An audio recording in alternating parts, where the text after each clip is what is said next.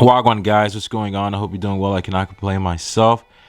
Happy Thanksgiving. I hope you guys are enjoying yourselves today, and happy holidays because you got Christmas and the New Year's coming up. But I want to talk about this first. You have Gunna and Thugger. I guess Thugger basically addressed Gunna for the first time since being released from prison. I think Gunna ended up spending, I want to say, a year as in time served. He took like an Alfred plea. There's video, and I made videos about this before. I believe what he did was he admitted to the drugs in the car not being his, because I think he was ended up pulled over and there was like drug paraphernalia, maybe some weapons and other things, and it was problematic. Maybe they weren't registered, a whole lot of issues, and of course crimes that need to be solved. You always have that lingering.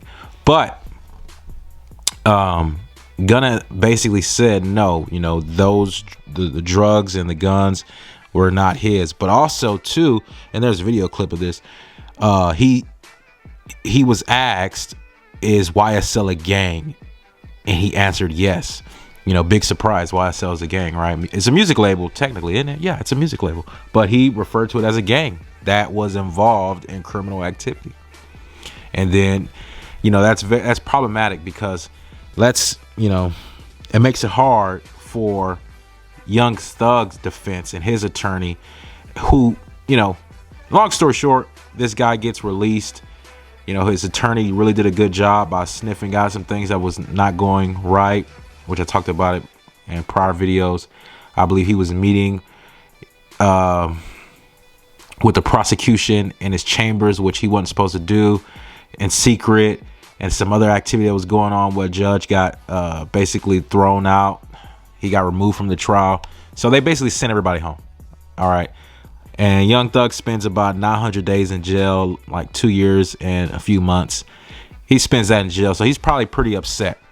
Now, the interesting part is his attorney asks, can he still have some type of relation, some type of contact with Gunna, because it was under contractual agreement, right? This is the reason why they need to still have some type of relation. They need to be in contact with each other, which that was granted. Yes, they can be in contact, right? And then he gets out of prison, and by the way, his attorney, is pictured wearing his merch, right? So he's doing lectures at colleges. He's doing all this type of stuff because, it was an amazing feat that he pulled out. Really good lawyer.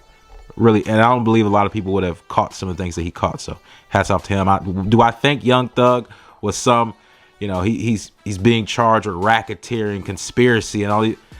No, not at all. So kudos to him and his camp. But once he gets out, really the first tweet, he's tweeting out is like, hey, telling Gunna that like he doesn't respect him or don't think that they are cool. You know what I'm saying? Which is like, man, that's it's one of those things that'll make your head spin, because it's like, why would you say something like that now that's gonna further implicate you to whatever happens? You know what I'm saying? This is a continuation. This stuff is happening even though the trial was done. You know what I'm saying? You got off. But it's one of those things, because it's like, let's say a similar situation. Let's say you and your boys, y'all do whatever, whatever situation happens, you guys go to jail. Okay. Are you going to, how can I put this? Are you going to sing and it only be to your benefit, to where now you'll be freed up, but now what's the word I'm looking for? The majority of the issue would fall on your said friend, said family member, said whoever, right? Regardless of the time served, whether it's going to be, you guys are looking at a misdemeanor, you guys are looking at misdemeanor with jail time versus misdemeanor without no jail time. You guys looking at felony. Like, what will dictate your actions? What amount of punishment will dictate your character and what you know what I'm saying, what you're gonna do? How will you be compromised? You know what I'm saying? And in this instance, you know, he basically said he's trying to create distance from, you know, YSL and whatever criminal activity that these guys are being charged for. He's trying to distance himself from that and work on his music career. That was like a statement, you know what I'm saying, that was given. So, and it's kind of hard for him to then, you know, backwalk or crab walk his way out of it and then be like, you know, he's only YSL. He's a, you know what I'm saying? It's sending mixed signals. You feel me? But in his defense, right? In his defense, it's like at this point in time with the music and everything that's going on, it's kind of obvious that, you know, YSL was a gang, right? But that's not the case. They don't, you know, hey, maybe it's in the music. Maybe they're calling people, maybe Young Thug's calling people gang and he's calling what you know, to a certain degree, it's like, you know, you're going to have to stand on business. You're going to have to, you know what I'm saying, go in that courtroom and actually say what happened. You're going to have to defend yourself. You know what I'm saying? But that's my 2 cents on it. I don't know, you know, what was Gunna, you know, snitching, or these guys are going to squash this, you know, because lastly, I'll say this. If you look at it, and I'm just going to tie this up really quickly. If you look at it, nobody was in cooperation with the state. Okay. Whoever's charging these guys, nobody was really cooperating with them. You had Lucci, he wasn't speaking with them. You had Thugger, I don't think he testified. You had some other people.